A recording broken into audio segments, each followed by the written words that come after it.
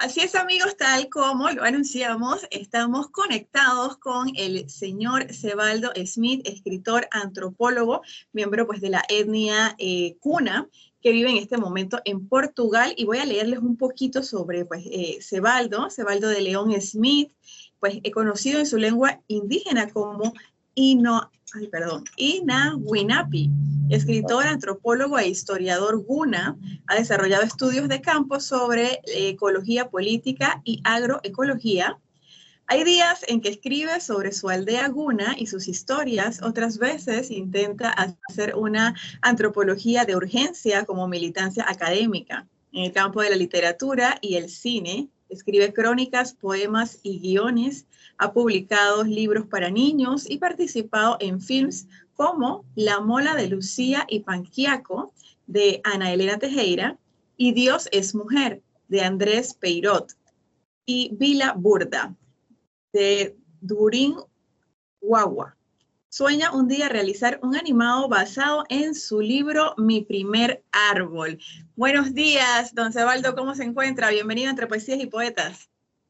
Bueno, hoy muy bien, y como le dije, porque cumplo años, y además de Feliz que cumpleaños para ustedes de acá, desde Chiriquí hasta pues donde se encuentra ahorita en Portugal. Y qué coincidencia, pues, que usted cumple año hoy, 9 de agosto, pues eso, donde desde 1994 se pues, formaliza el Día Internacional de los Pueblos Indígenas. exacto, sí, es una fiesta grande, ¿no? Una fiesta y una lucha, ¿no? Como digo, además de que, para mí, de que hoy coincidamos que el programa sea este Chiriquí en Panamá es un gran regalo, ¿no? Es una fiesta, ¿no? Y entonces agradezco eso.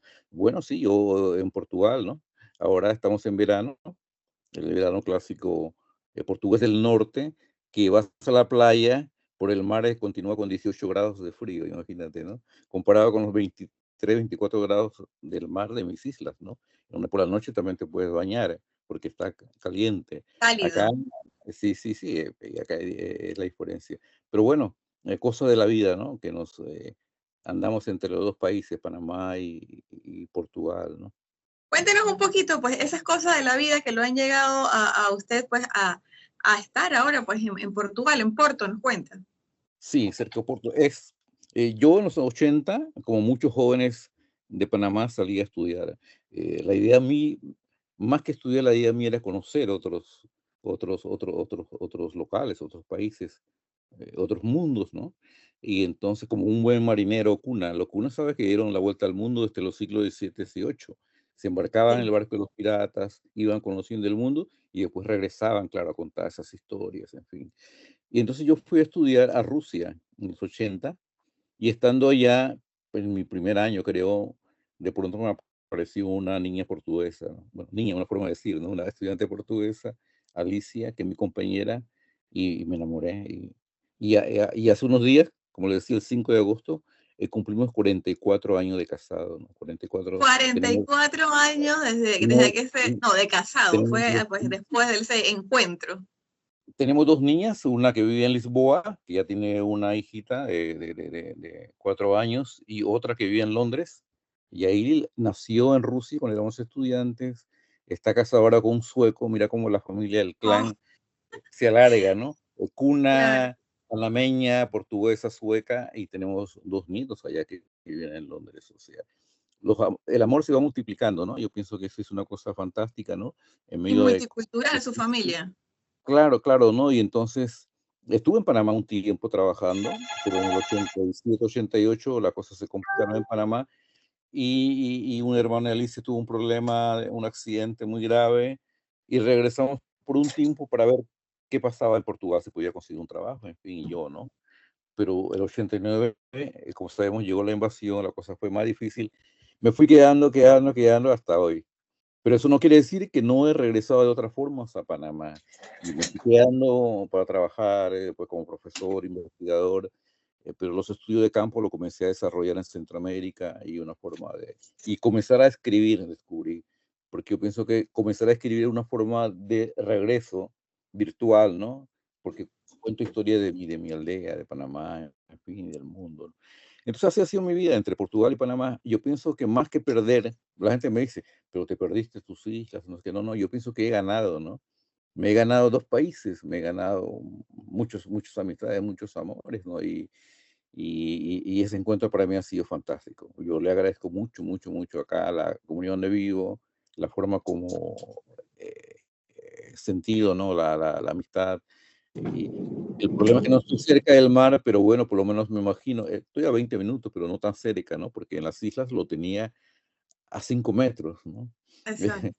Entonces, bueno, por ahí en eso andamos, ¿no? Entre palabras, ahora con la cuestión del cine, historias, en fin, y contando historias de mi otra casa, que Panamá, a la gente en Portugal, a los niños, trabajando en ese sentido, ¿no? Aunque ya académicamente el año pasado ya me jubilé, sí, pero uno continúa siendo investigador siempre que quiera, ¿no? Porque los proyectos siempre van apareciendo y para nosotros está siempre la puerta abierta a nivel de la investigación, ¿no?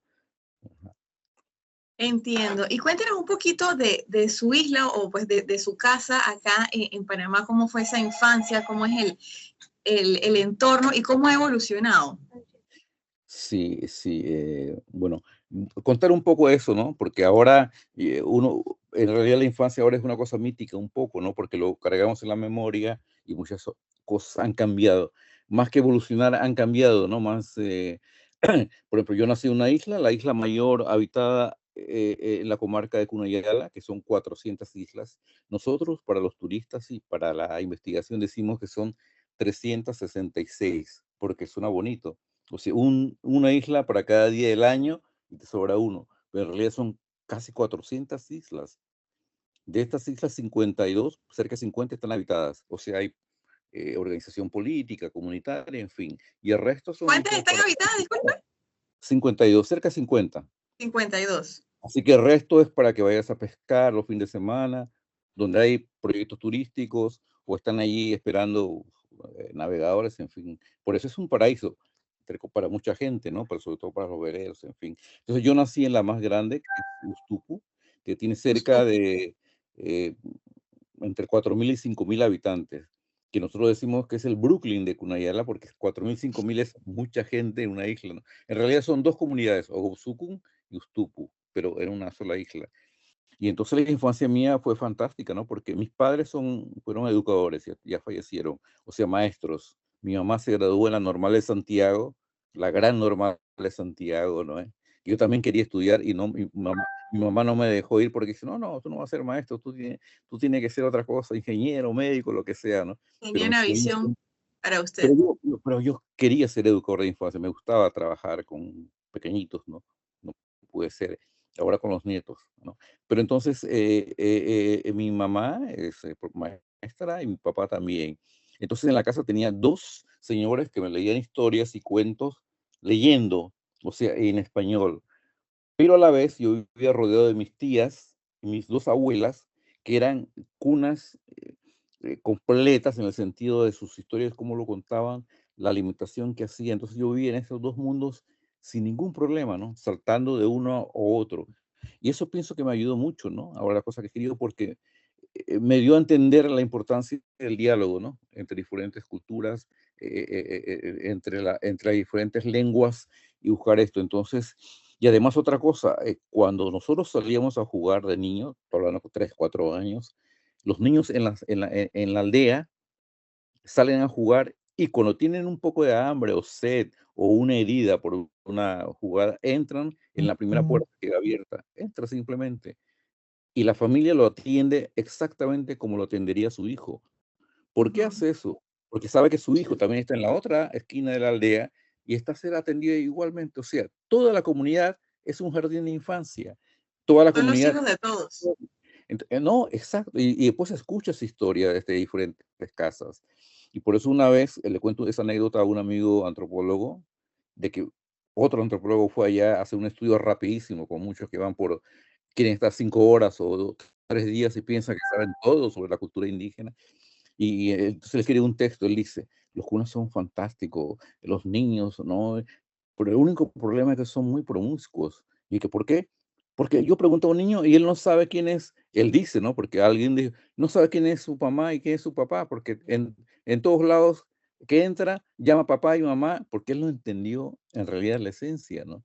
O sea, la gente vive la comunidad y la comunidad vive en nosotros, los cuidas, porque no hay ese, nadie cierra las puertas, todo lo contrario, están abiertos. Así que yo puedo dormir en la casa de un amigo, ¿no? Y mi mamá no se preocupa. Bueno, mi mamá se preocupó un poco más por su formación y tal, pero y comer allá igual, porque esa es la atención, ¿no? O sea, cómo la comunidad se cuida, cómo nos cuidamos entre todos, cómo nos damos la mano, ¿no? Que es lo que se quiere en el mundo, ¿no? Darnos el abrazo, que nos cuenten historias, que tú te entras con la vecina, que converse, cosas que muchas de las cosas se han perdido esto, no solo entre los cunas se han perdido, algunas, sino también en el mundo, ¿no?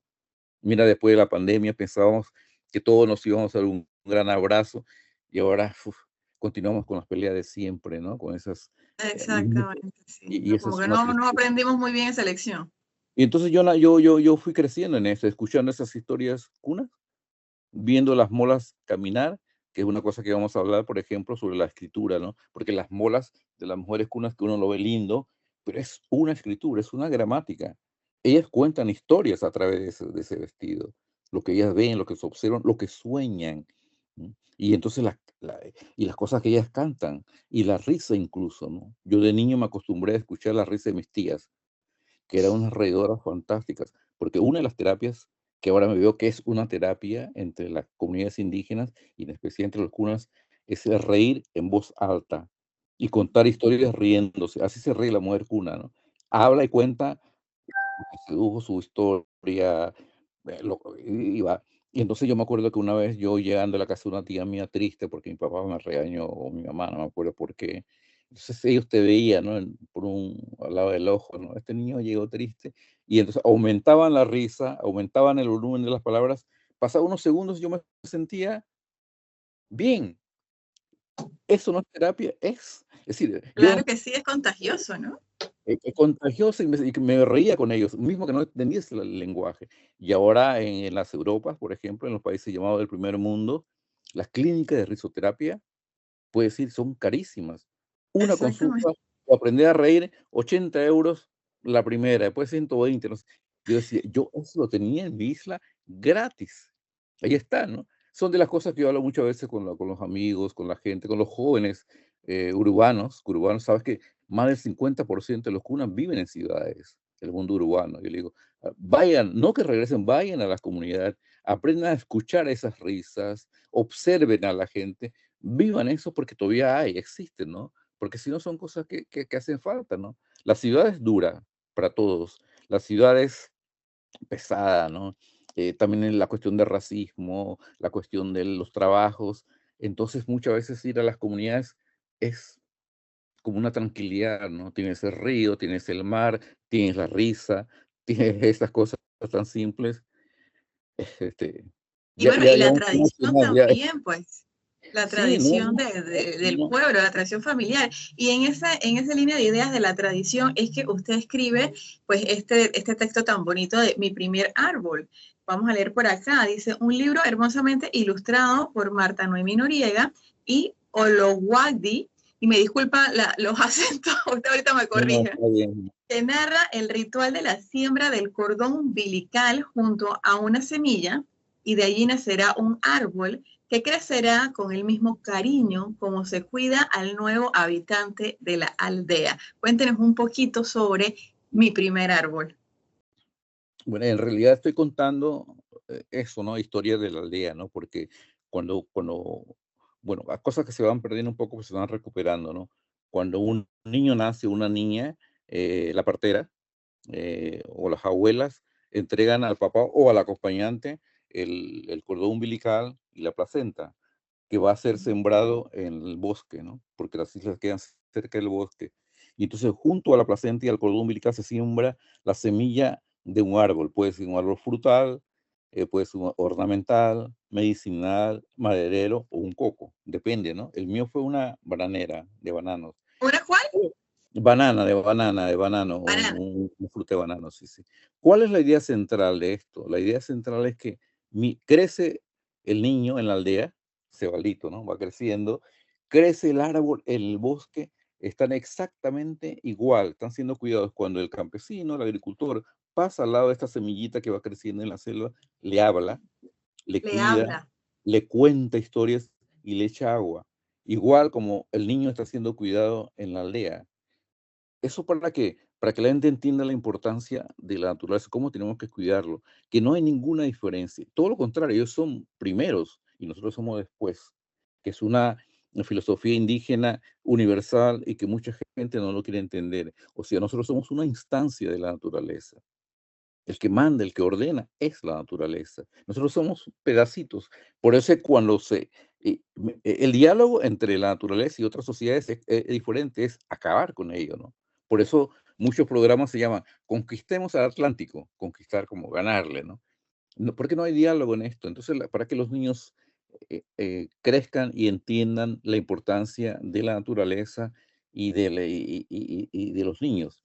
En el caso mío, por ejemplo, ese árbol fue creciendo, yo fui creciendo, y cuando da sus primeros frutos, se hace la primera bebida Hay un ritual. la banana, el ritual exacto. Y ese ritual lo comparten los niños de mi edad, cuántos meses tienen. Entonces, por eso en el libro escribo, los niños, mis amiguitos, estaban tomando. ¿Qué tomaban? Tomaban la sangre de mi mamá, que fue parte de la semilla, el cordón umbilical mío y todas las palabras que fueron contando durante estos meses o años, el que va. Entonces, ¿cómo yo no puedo amar a la tierra? ¿Cómo no puedo sentir dolor cuando alguien golpea la tierra si eso ya dentro de mí, ¿no? Entonces, por eso es una cosa potente. Ahora, la ciencia, la llamada ciencia superior occidental, descubre y sabe que el cordón umbilical es importante para muchos procesos médicos. Por eso ahora se está congelando, ¿no? Se descubre Las porque células madre. es importantísimo, ¿no? Entonces yo le digo a la gente, imagínate cómo las comunidades estas indígenas entendían la importancia de otra forma, claro, ¿no? Sembrarlo, sentirlo como parte era un abono, ¿no? El cordón es un abono para que nazca la naturaleza. Y ese concepto de abono, de naturaleza, de tierra, es fundamental para nosotros. Por eso cuando la gente acaba el círculo, porque la muerte es acabar el círculo, no es el miedo de que se muera, sino ahí está. Nosotros decimos que vamos a sembrarnos de nuevo. Por eso la palabra enterrar no existe en el pueblo cuna, sino la misma palabra que se usa para sembrar una semilla es la que se usa para sembrar a alguien que falleció. Porque él dice, regresa a la tierra para agradecer a la tierra lo que le dio. O sea, la tierra me dio tanto, me dio frutas, me dio vegetales, me dio carne. Yo regreso a esa tierra agradeciendo y por eso voy a sembrarme. Entonces la siembra viene en la memoria, no la siembra. Por eso ahora hay muchas partes del mundo ahora que están haciendo, entierran y siembran un árbol para que permanezca, ¿no? Y Como es la bonito cocina porque es muy entonces ya no anciana. vamos a un cementerio y lo vemos llenos de lápidas o llenos de cruces, sino que vemos un bosque. No, exacto, y después tú pasas por ahí, igual que cuando nosotros somos niños, por ejemplo, mis amigos, un amigo mío en Gamboa, a la hija sembró y mi amigo Jorge Ventosí, que conmigo escribía el blog de la luna llena, él tiene un árbol de curutú, sembró en Gamboa, y cada vez ahora que va pasando la gente ve, mira el árbol de Ani, es la memoria, ¿no? Está cuidando, está dando sombras, está creando belleza paisajística, y Y es el estamos. hogar de muchas otras criaturas, ¿no? De los pajaritos, de todo lo que forma la naturaleza del entorno. Eso de los pájaros, por ejemplo, de la otra cosa que me encanta Portugal por los poetas y sobre todo las mujeres que escriben, me parece, yo le digo mucho de ellos, me parece que ustedes ya conocen Cunayala, porque muchas de las cosas que ustedes cuentan, muchos lo cantan en las aldeas mías. Por ejemplo, hay un poeta que escribió, que le preguntaron, ¿qué árbol te gusta más? Él dice, a mí me gusta árboles que den pájaros. Cuando yo oigo esta parecía complejo, o sea, me gustan los árboles que den pájaros. ¿Por qué? Porque los árboles llegan a las copas de los árboles, los frutos, ¿no? Así que si no hay árboles, no hay los cantos, no hay Mire árboles. que me siento identificada. A mí me gustan los árboles que dan colibrís, los que tienen florecitas, Oye, porque estamos llegan los pajaritos y me gusta, me puedo quedar embelesada viendo el mover de las alas de los colibrí en esas flores. no, no, y además una cosa de que uno de los indicadores clásicos de la ecología y los problemas ambientales es que dicen que en ciudades o aldeas donde hay muchas aves, muchos cantos, es una ciudad ambientalmente sostenible, que muchos no usamos eso, porque muchas veces la sostenibilidad la buscamos si hay mucho humo, menos humo, y otros lo buscan en otra forma, por ejemplo, la cantidad de aves que circulan, ¿no? No solo los gallinazos en la ciudad, sino otras aves que tú le escuchas cantar y tal, porque Eso eso es una entonces eso es un indicador positivo. Que es haya aves positivo, en el exacto, entorno es un en indicador el positivo. entorno, y de pronto te aparezca. Por ejemplo, un amigo me dice que una vez vio cerca del halcón, un halcón, no me acuerdo qué tipo de halcón era, que era rarísimo verlo porque los tipos desaparecieron, o se fueron porque estaban cansados de que no lo, no lo cuidaran bien, o cualquier problema, igual que los animales del mar, que unos desaparecen por sobrepesca, u otros simplemente porque mudan de esto, como la cuestión de las tortugas, ¿no? Es decir, entonces la palabra clave en eso está es el cuidar y el respeto, ¿no? Que es una diferencia que hay entre muchos mundos. Por ejemplo, que para los indígenas el animal, llamamos animal, la planta o los vegetales, es tan importante no utilizarlos, sino respetarlos. Saber que tienen una identidad, saber que tienen una fuerza, un peso, ¿no? Entonces ese respeto es importante, ese diálogo. Incluso, imagínate, el bosque es un bosque tropical, es un bosque duro. Eso no hay que negarlo, no hay que romantizarlo y tal, es duro, duro. Y para entender el bosque hay que crear una gramática, hay que entenderlo, ¿no? Entonces, ¿por qué los cunas siembran en menos de 1 hectárea varias cuestiones de cultivos donde no existe el monocultivo, sino varias siembras, porque entienden que esta forma, si viene alguna plaga, va a matar una o dos plantas, pero no todas, una. Y otro, que estás creando alimentos para las aves y para los alimentos de la montaña. Por ejemplo, los cunas cantan diciendo que a partir de las 3 de la tarde o por la tarde, la zona de ese bosque ya no nos pertenece, no vamos a trabajar, pertenece a ellos. Lo que nosotros en los cuentos, entre comillas, llamamos los duendes, y los Ujú. cuentos que narraba Castillero, Gilbert Tejera, en fin, que ahora leyéndolo, de nuevo estoy releyendo eso, a mí me parece fantástico porque aquí hay enseñanza, no es simplemente escribir historias, porque ellos que querían decir, es un catecismo ecológico, es decir, no entres a esta hora porque a esta hora están los animales disfrutando del bosque, lo están esta mañana en el río y tal, tranquilos. Claro, que no lo explican en 4 palabras ecológicas diciendo: "No vayan porque", exacto, sino lo cuentan a nivel de poesía, ¿no? Por eso que yo Metáfora. digo exacto, y pues, ¿no? Y poesía directa, ¿no? Por eso es que una de las historias que yo cuento se llama Noticias de un país gobernado por poetas, porque quien puede gobernar en una isla, o sea, quien puede manejar, o usar la que decimos, tiene que ser alguien que sepa contar historias, imagina, contar historias y sepa cantar las historias, además de conocer la tradición oral. Y después tiene que ser el ser más solidario de la aldea y no puede tener privilegios, que para mí es una cosa clave. O sea, es la única persona en la aldea que no puede tener privilegios. Y ahora hemos invertido eso a nivel mundial en la política. El político que está es el que tiene más privilegios, ¿no? Todas las mordomías, todos los bienes van para él. Entonces en la aldea no. Él es, si hay una casa mayor, es el último que va a recibir la carne de este alimento. ¿Por qué? Alimento. Porque la tarea de él, y eh, por eso dirige la comunidad, es servir a la comunidad. Por eso no es tarea fácil. Así que no hay muchos candidatos, poca más gente que es decir, y además de que él trabaja igual que los otros en el campo. Es médico, o es botánico, es escultor, o es cientista, en fin. Pero ahí está, ¿no? Entonces, mira cómo seguía esto, ¿no? Seguía a partir de el respeto, ¿no? La tolerancia, entender a los otros, el saber escuchar, ¿no? Y eso es, y entonces hace de que él pueda ser, o ella, dirigir la comunidad. Entonces, por eso decimos, ¿no? Es una nación gobernada por poetas, que son lo Me que encanta ese término. No, no, Yo soy poeta, así que me encanta, me siento pues halagada con eso. Don Cebaldo, vamos a recordar las líneas telefónicas para que las personas puedan reportar sintonía. Estas son el 775-0440, 775-0440 y por medio del WhatsApp 6563-1437, 6563-1437, pues para que los oyentes puedan hacerse acreedor a un certificado gracias a nuestros amigos de la librería El Lector. Y hablando de libros, don Cebaldo, yo veo pues atrás que usted tiene un librero bastante interesante. Cuéntenos un poco cómo ha sido su experiencia con los textos como lector y luego entonces pues como escritor. Bueno, yo en realidad soy un lector. Borges tenía una frase que no me acuerdo, que le preguntaban esa historia, ¿no? Él dice, yo soy no me acuerdo la frase esa, pero por lo menos allí iba, ¿no? Igual que él, yo, eh, eh, disculpe, es que como veo el día de mis cumpleaños, seguro que está Sí, yo entrando me la imagino que está teniendo muchas llamadas. sí, no, Y después de no, nosotros tiene otra entrevista también, me comentó. sí, sí, sí, sí.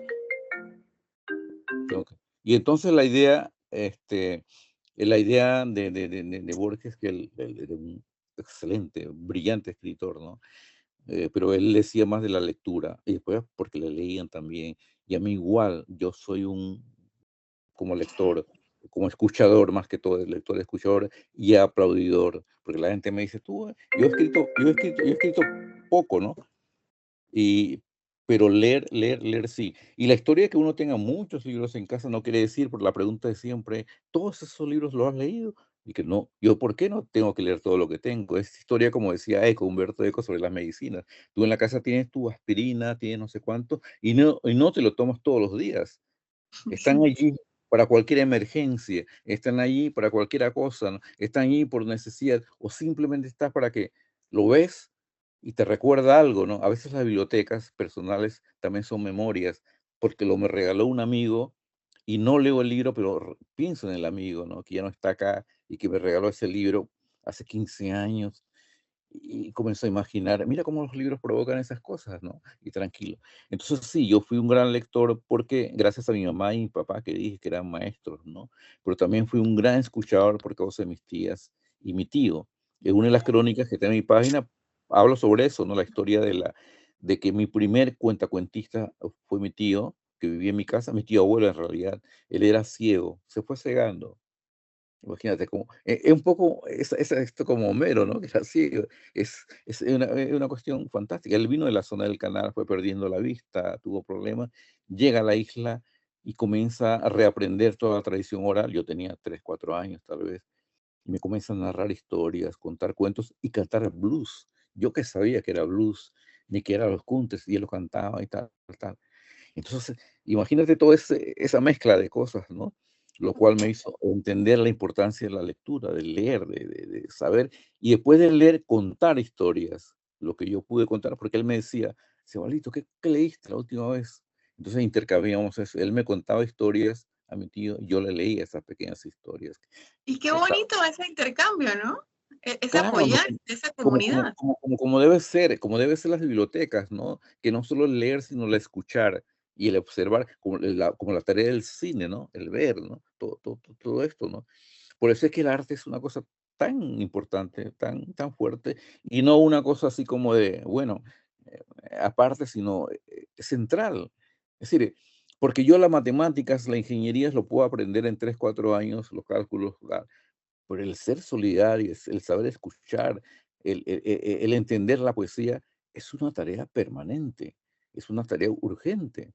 Por eso cuando uno lee esas entrevistas de famosos neurocirujanos a decir, arte es la base central, ¿no?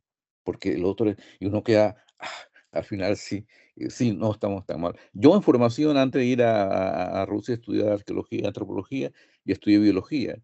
Y mi campo siempre ha estado. Yo continúo enamorado de la biología y tal, pero a través de la antropología descubro esa relación y después la agroecología entre entre las ciencias, porque eso también las lecturas te ayudan, ¿no? A entender de que no está el mundo separado, que tú eres biólogo, tú eres químico, tú eres no sé cuántas y ya. Y eso te lo cuentan también los pueblos indígenas muchas veces, donde arte, ciencia y espiritualidad no están separados, es uno, única cosa, ¿no? Eh, Hablando de todo un poco, por ejemplo, cuando el agricultor indígena, aborigen, sale, se levanta en la hamaca por la madrugada, observa el tiempo, lo que va, y eso es seguro en Chiriquí, también en Veraguas, el campesino, en el tiempo dice, hoy no podemos ir porque hoy va a pasar esto, esto, esto, esto. Está haciendo ciencia, meteorología, por Sí, la claro. práctica que tiene. Y cuando va a sembrar, igual, sabe dónde sembrar, cómo sembrar, qué hacer, tal. Y después si está con el hijo, lo está educando, imagínate. Llega a la aldea, hace sus tejidos, sus cutarras, el otro pinta. Mira, y todo tensado en toda esa necesidad. No está el separado de que tú eres agricultor, no, tú eres el cientista, el otro. Nuestro pueblo tiene eso, y esto ayuda mucho a los niños a entender, ¿no? La importancia de las ciencias en su entorno, ¿no? Entonces, y la lectura es, para mí ha sido eso básico, sin poner la historia de la oralidad como segundo, porque no hay ese segundo. La oralidad es fundamental. Nosotros somos parte de la oralidad, el contar cuentos.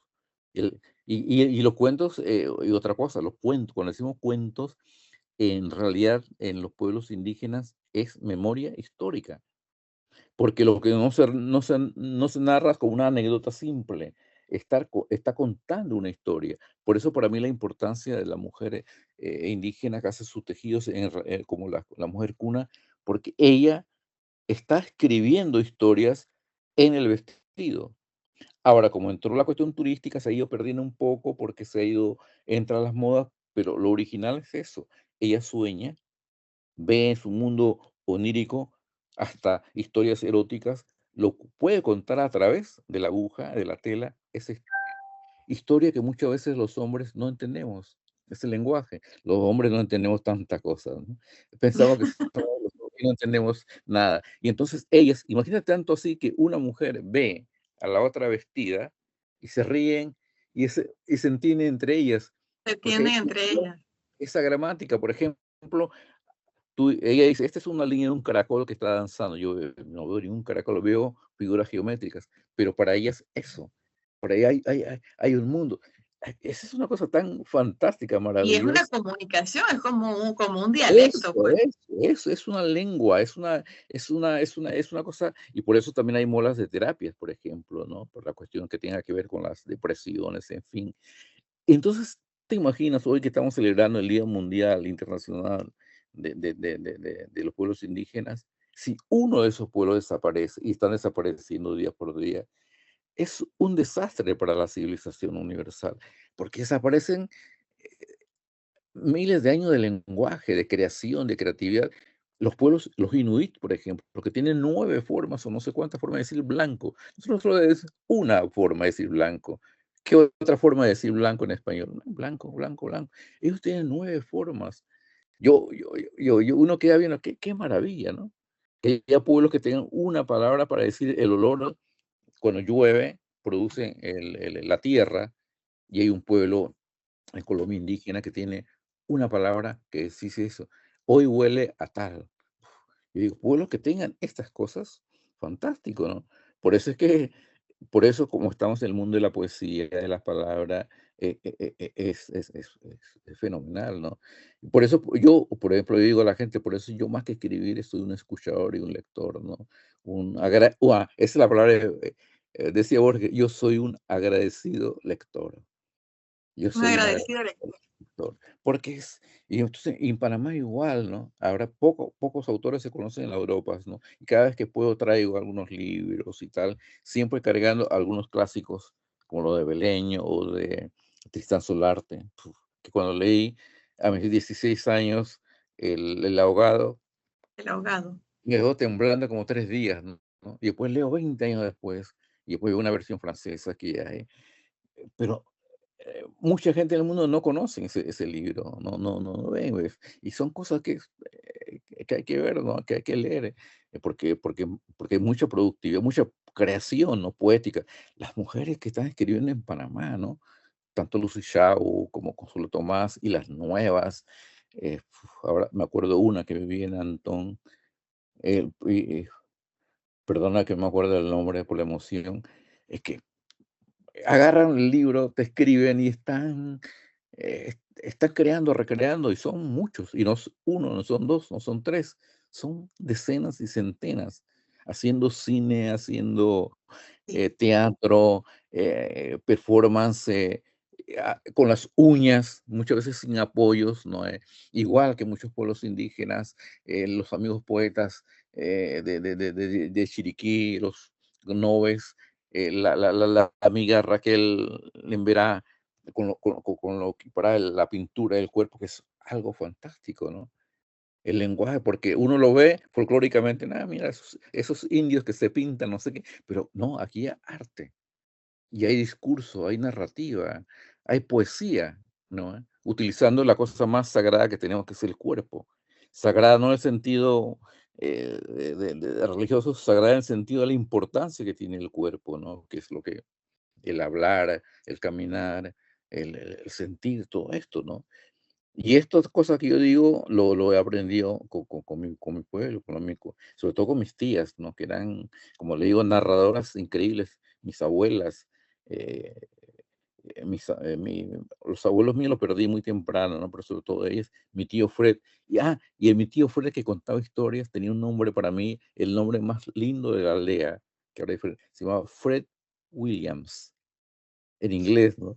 Era una crónica y la gente dice, pero tú, reivindica a los indígenas, los nombres indígenas. Digo, para mí era hermoso cuando era niño, porque yo quería llamarme también como él, Fred Williams. Él lo hace en homenaje a un soldado amigo de él en la base militar donde trabajó, que conté, que era de Luciana, y se llamaba Fred Williams.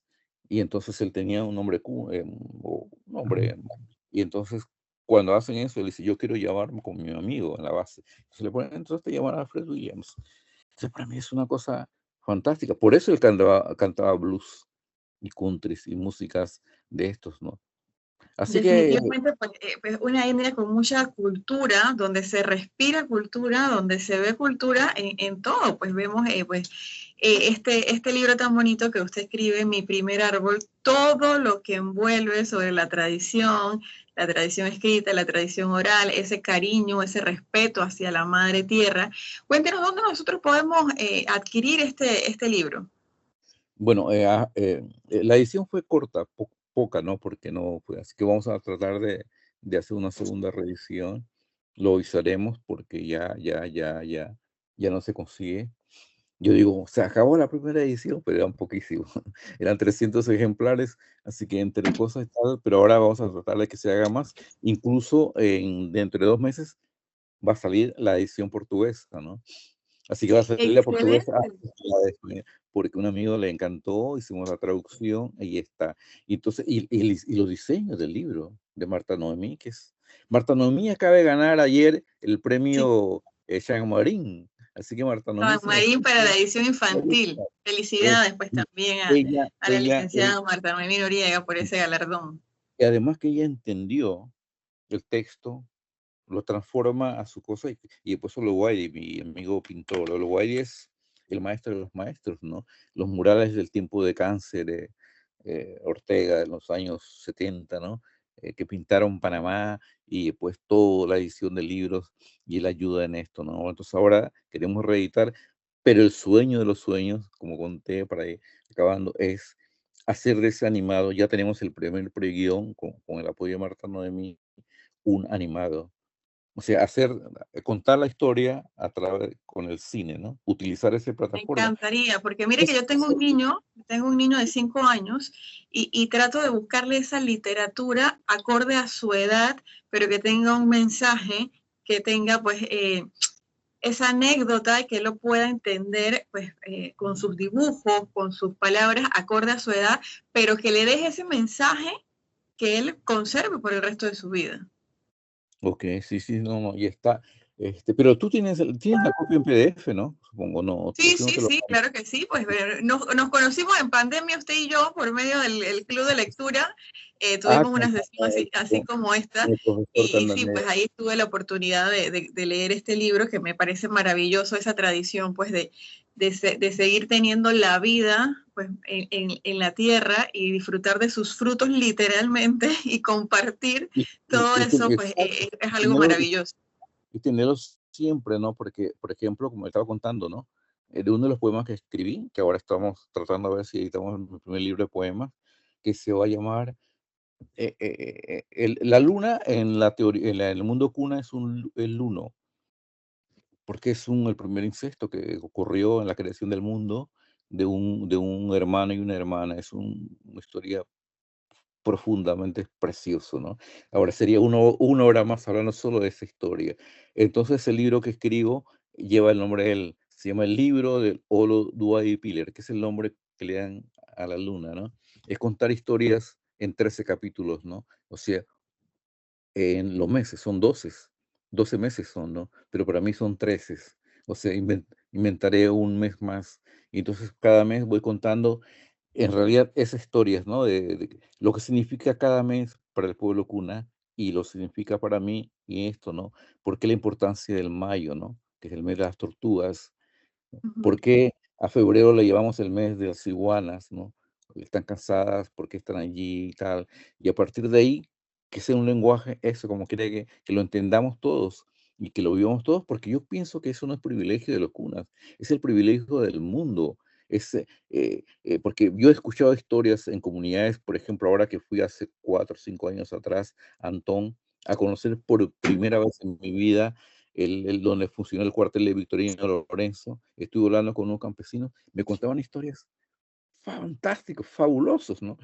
Que también había escuchado en el mundo cuna y tal, y están ahí, lo conservan, lo tienen, lo manejan. Y con la comida que prepararon, el sancocho que se preparó en la Negrita, ¿no? Que fue fabuloso, ¿no? Y estuve allí y estuve invitado por varios amigos poetas también.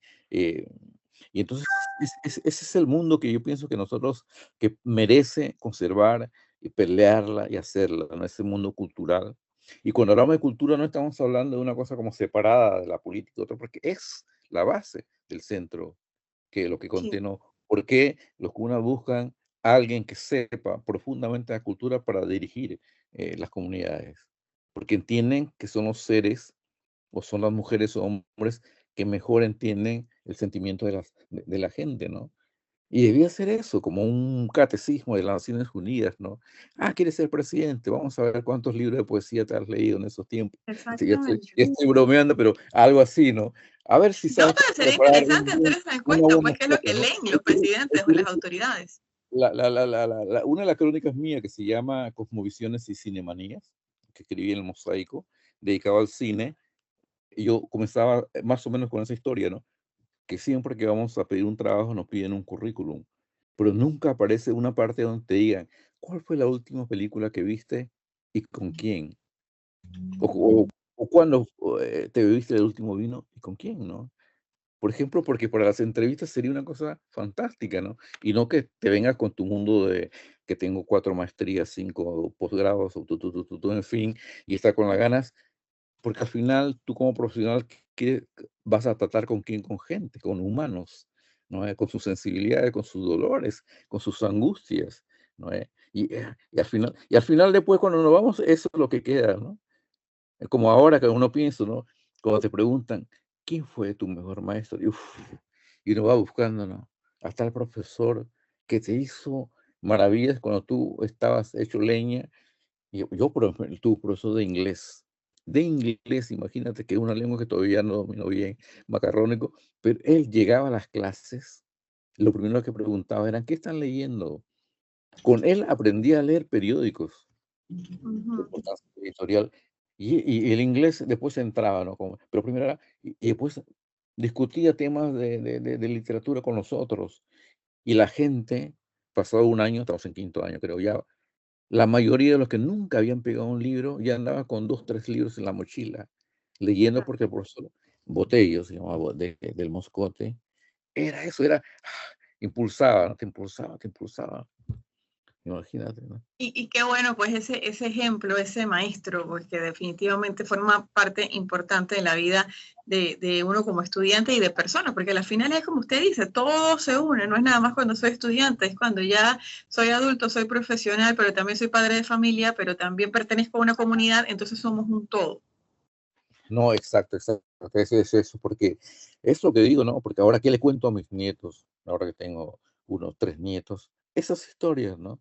Esto, ¿no? Porque como digo, el cálculo y las intensidades de los termómetros, no sé cuánto lo van a aprender, y lo van a aprender rápido, las técnicas, pero el amar las lecturas, el sentir la música, la importancia de las palabras, el saber hacer una sopa, no, bueno, no he obligado a todo el mundo a hacer sopa, pero yo aprendí a hacer sopa tardísimo, ¿no? Porque estudiante, porque Alicia me dice, si tú no sabes cocinar, no comes. Yo me especialé en mis sopas y hacer cosas, y uno descubre, ¿no? La forma de, la alegría de preparar una buena comida y que los otros lo disfruten. Y ves, ¿no? ¿Qué tal El compartir.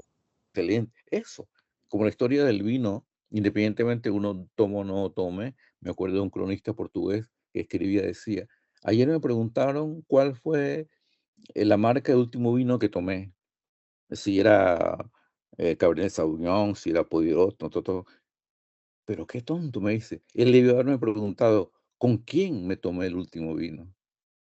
Mira Ujú. esa diferencia, ¿no? ¿Con quién? Ahí está esa memoria, ¿no? Porque es la compañía, es estar, el que te acompaña, el que te cuida. Hasta los libros te hacen eso, los libros que están Definitivo contigo, que sí, ¿no? maestro. Ay, la verdad es que se nos ha hecho corto el tiempo. Usted va a tener que regresar pues acá al programa y pues Dios quiera pues que cuando venga usted No, para Panamá nos incluya pues a Chiriquí dentro de su recorrido. Aquí no en Radio tengo clase. Chiriquí es bienvenido entre poesías y poetas en la radio, pues nos galardonamos con este tipo de invitados que tienen tanto que contar, que tienen tanto pues que enseñarnos y definitivamente pues ha sido un programa muy motivador hoy, pues celebrando el Día de los Pueblos Indígenas, el Día Internacional de los Pueblos Indígenas, usted indígena de la etnia Cuna, pues viviendo, haciendo familia en Portugal y compartiéndonos un poco de toda esa sabiduría de su etnia desde allá. Gracias, gracias. El día que voy por Chiriquí, tengan un café. Me gusta el café de Chiriquí, un café. Perfecto, acá le invitamos un café, claro que sí. Ah, un abrazo y gracias por esta tarde. Gracias a usted y feliz cumpleaños, que sean muchos más. Hasta luego. Gracias. Adiós.